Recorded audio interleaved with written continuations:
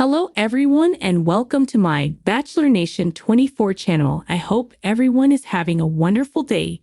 Before we begin, please hit the subscribe button and give this video a thumbs up. The Curse of Oak Island, a baffling artifact and a new tunnel keeps the team guessing. This week on The Curse of Oak Island, the team was fired up after discovering an ancient ornate artifact, and the drill team continued to locate previously unexplored tunnels in the area of the garden shaft. After an action-packed start to Season 10, the Fellowship of the Dig seemed to be playing the waiting game for much of this episode. They are waiting for the Dumas Mining Company to excavate the garden shaft, and they're waiting for the Mune technology sensors to return data so they can begin mapping under the surface of the island. In the meantime, the drill team is keeping themselves busy by attempting to track the course of a tunnel approximately 40 feet away from the garden shaft. But on last night's episode, they complicated matters by uncovering a second tunnel at a shallower elevation. Unfortunately, their progress has now been hampered by the Mune detectors that are placed in the ground not far from the garden shaft. These sensors will not be finished collecting data for another few months, and the team can't risk damaging them by digging nearby. Rick and the guys came up with a compromise and picked a spot to dig that they felt was far away enough from the detectors and could still get a tunnel. However, to the viewer, it looked a bit like a hopeful shot in the dark. Mysterious artifact is found on Lot 8 of Oak Island. Meanwhile, Gary Drayton and Jack Begley found an interesting artifact in Lot 8. The ornate artifact, which fitted comfortably in the palm of Gary's hand, was a flat object decorated with symbols on either side. The archaeology team, led by Laird Niven, were baffled by the artifact, each stating that they had seen nothing like it before. The object went into the XRF machine, X-ray fluorescence, which concluded it was a copper alloy. The metallic makeup, coupled with the handmade markings, all suggested that this was a very old object. The CT scanner took over and cut through all the erosion to give the guys a clearer look, but the object remained a mystery. Expert suggests Oak Island find is a ceremonial object from Europe. The team drafted in Dr. Edwin Barnhart, an archaeologist and specialist in the Mayan civilization, to take a look. He, too, seemed a little baffled by the strange object and suggested he be allowed to study it in more detail. Barnhart did speculate that it could be a religious icon and was likely used in a ceremonial function. He also guessed from its metal composition that it probably did not come from the Americas, but was most likely European. The guys previously uncovered what they thought was a gemstone from a brooch on Lot 8. However, they were recently informed that it could have been from a Masonic ceremonial breastplate. Perhaps these two items are linked. Like so many episodes, this one had more questions than answers.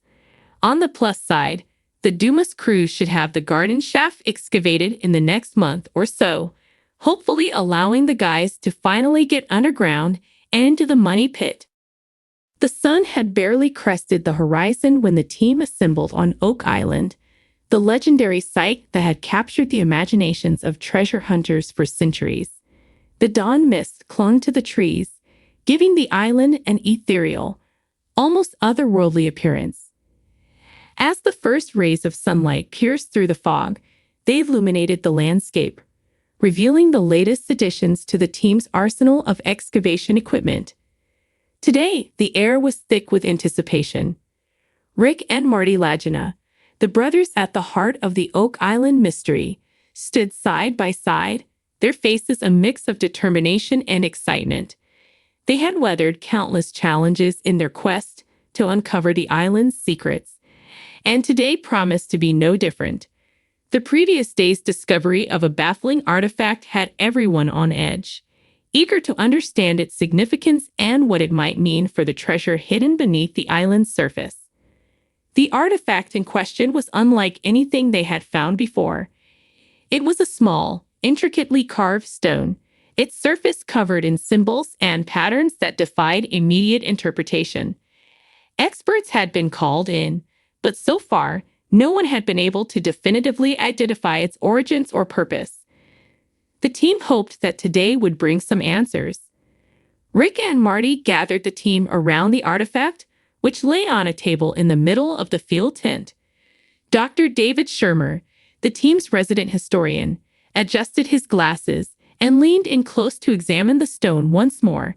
His brow furrowed as he traced the symbols with a gloved finger. "It's fascinating," he murmured, almost to himself. "These symbols don't match any known language or script. They seem almost otherworldly." "Couldn't be a hoax?" Marty asked, his skepticism evident. "Something planted to throw us off track?" Dr. Shermer shook his head. "I don't think so. The wear and patina suggests it's genuinely old, but without knowing what these symbols mean, it's hard to say for sure." While the artifact continued to puzzle the experts, another part of the island beckoned with new promise. A team of drillers had recently uncovered what appeared to be a new tunnel, deep beneath the earth. The tunnel's exact age and purpose were unknown, but its discovery had reignited hope among the team. Could this be the fabled money pit, the elusive treasure vault that had eluded searchers for so long? The team split into two groups. Rick led one group to continue the analysis of the artifact, while Marty took the other to explore the new tunnel. The air buzzed with the hum of machinery as the drillers worked to widen the entrance, making it safe for exploration. As Marty and his team descended into the tunnel, the temperature dropped noticeably. The air was damp and musty, filled with the scent of earth and decay. Their flashlights cast long, eerie shadows on the walls, which appeared to be hand-hewn from solid rock. It was clear that this tunnel had been constructed with purpose and precision, but by whom and for what reason remained a mystery. About 50 feet in, the tunnel branched off into two separate passages. Marty decided to take the left path, leaving a team member to mark their progress and ensure they could find their way back. The further they went, the more their anticipation grew.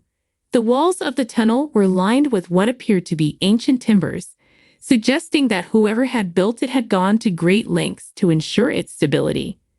"Look at this," Marty called out, pointing to a section of the wall. Embedded in the rock was a series of iron spikes arranged in a seemingly deliberate pattern. He took out his phone and snapped a few photos. "We'll need to get these analyzed. They might tell us something about the age of this tunnel."